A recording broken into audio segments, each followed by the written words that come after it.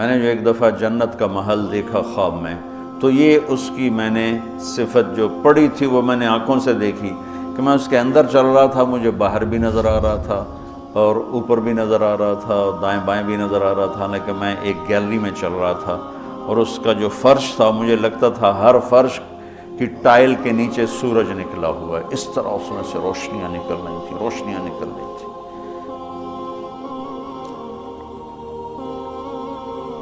میں حور کو بیان کرتا ہوں جو ابن القیم نے لکھا ہے، لیکن جو میں نے دیکھی ہے وہ میں بیان نہیں کر سکتا،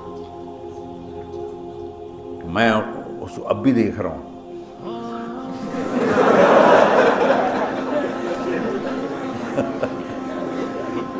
میرے رب کی قسم میں کیسے بتاؤں کہ وہ کیا حسن، کیسے بتاؤں؟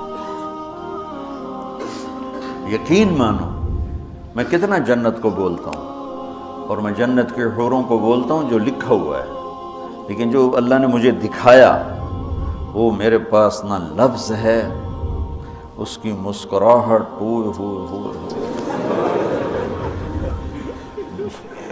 اگر وہ دنیا میں ہوتی تو میں تو ویسے مری فوت ہی ہو جاتا۔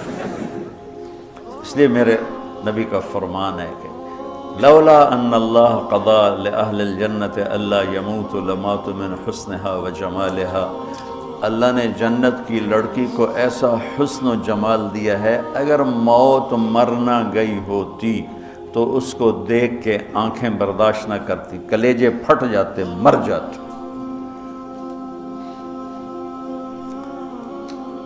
تو یہاں کی عورتوں کے لیے بھی بشارت ہے کہ ایمان والی نیک صالح پاک دامن عورت جنت کی اس حور سے 70,000 گنا زیادہ خوبصورت ہوگی۔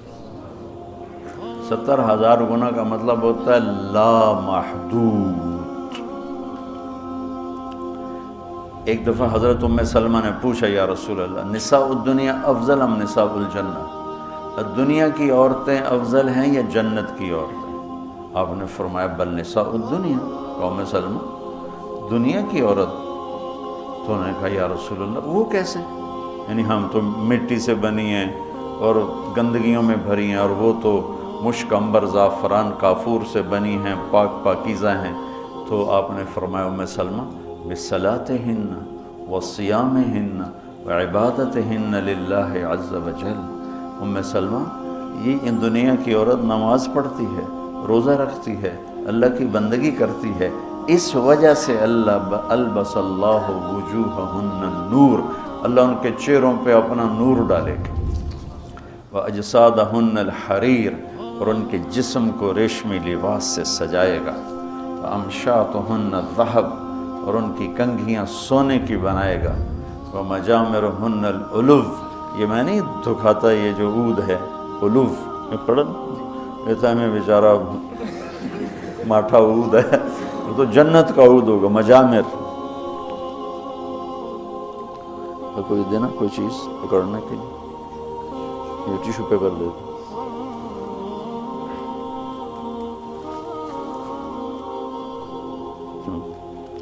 اس کو کہتے ہیں مجمار۔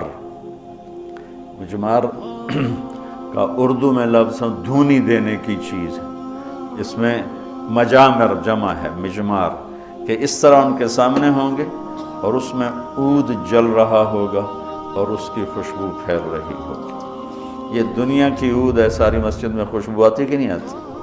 مٹھی سی چیز ہے، تو وہ کیا چیز ہوگی؟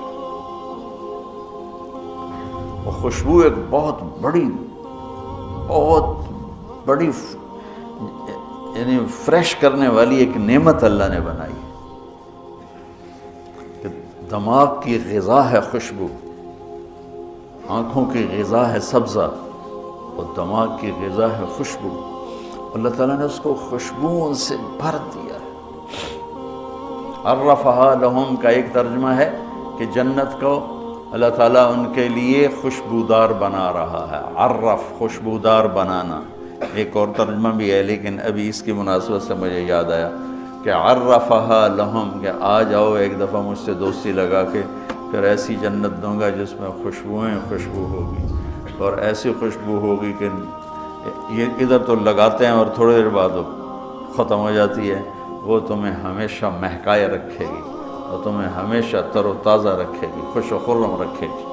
تو اللہ تعالیٰ فرمایا تم میرے پاس آ جاؤ، تو تم جس آئیڈیل ہوم کو ڈھونڈتے ہو وہ میں نے تمہارے لیے تیار کیا۔